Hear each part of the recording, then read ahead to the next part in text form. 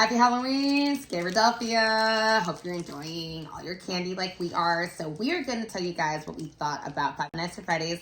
Thanks to Allied Marketing. We went to the official premiere last week. It is available on Peacock to stream right now. If you're looking for a horror movie to check out tonight, definitely check it out. So I'm going to tell you what I thought as somebody that's never played the video game. So I went in not knowing much. I'm going to throw it over to your boy Ed. As you can see, Resident Gamer. He had all the theories, YouTube, Matt Pack, and he's going to get into it. So going in, I thought it was great. It was very psychological, very creepy. It was intense. It was scary. It was emotional. It was psychological, right? Like it kept me guessing. It kept me invested in the main character.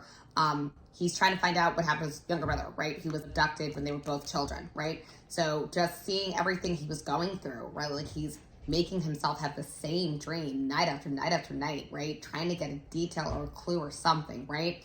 The brother was basically abducted in a car and, the driver took off. So every night, he's trying to figure out, like, who was the driver, right? Who is he? Why, right?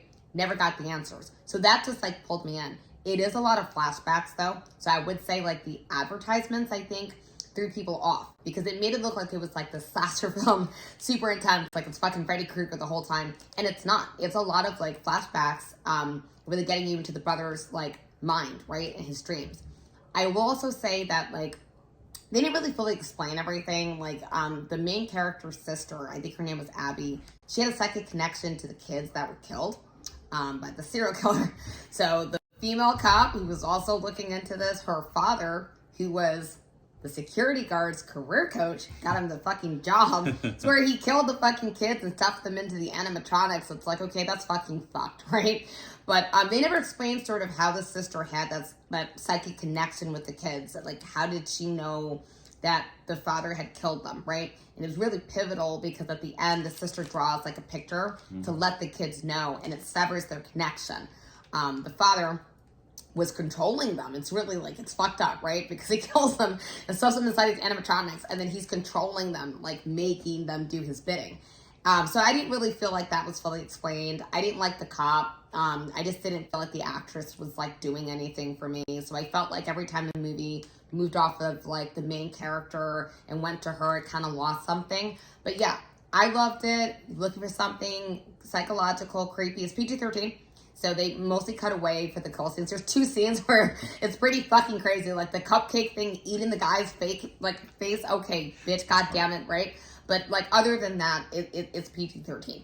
But let's hear what the gamer had to say. And I think one of the interesting things that, to bring it up to kind of compare what's going on with the points that you made, is that you're trying to stuff over 9 games of lore and 19 different novels and adaptations of Five Nights at Freddy's into a 2-hour intro movie. And I think for a lot of the casuals, that's going to be a lot of dense material to get into. Even though you look at Five Nights at Freddy's, you think, oh, trap security guard, I got to, sneak my way through the night and not get jump scared by the animatronics and completely terrified and shut the game off immediately as much as possible. That's a lot of stuff you got to dump into this movie. And I think that was the hardest part about what they were trying to do. But for me, I like that they adapted bits and pieces from the games to kind of use into the movie. Like, for example, Mike Schmidt, he's its own side character kind of in the Five Nights at Freddy's games. He's an alias for Michael Afton. But in this, they actually spun it off into, no, he's an actual character. And I'm like, okay, I like that.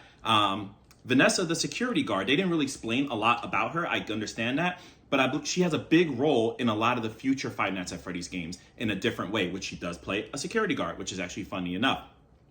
William Afton, of course, they did him the right amount of justice because he's able to use his alias to get around. He was able to use the Spring Bonnie suit, which was, let me praise one thing about Five Nights at Freddy's. The practical effects by Jim Henson Studios for all the animatronics, for the sets, amazing. I love that they went practical instead of trying to do CG because it made everything so realistic. It made everything that much more terrifying on top of that. And our theater exploded every time you saw an animatronic, anytime you saw William Afton in his Springtrap suit. The crowd was going crazy. And speaking of that, as a fellow gamer and a fellow YouTuber, the fact that they got YouTubers to play certain characters in the movie as well and use some of the characters as a backdrop in Five Nights at Freddy's was amazing.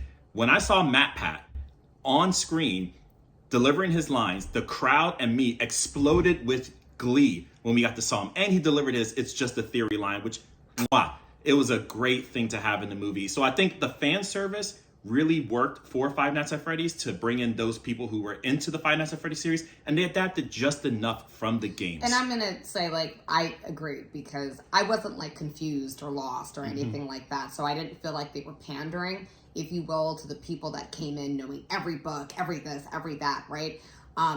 Like, at the end of the day, I'm gonna tell you guys, like, one of my favorite scenes, it was pretty creepy. Like, basically, the security guard, right, main character, you know, like I said, he's making himself have the same dream every night, right? Remembering when his brother got kidnapped, trying to figure out who took him, why, where is he alive, whatever the case might be. And if he was killed, I'm gonna find the guy, kind of a thing.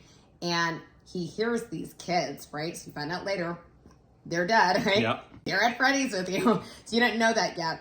But it's really eerie, right? Because then you hear them over like an intercom, like a PA system that's at Freddy's, at the pizzeria, you know, the Chuck E. Cheese like place he works at.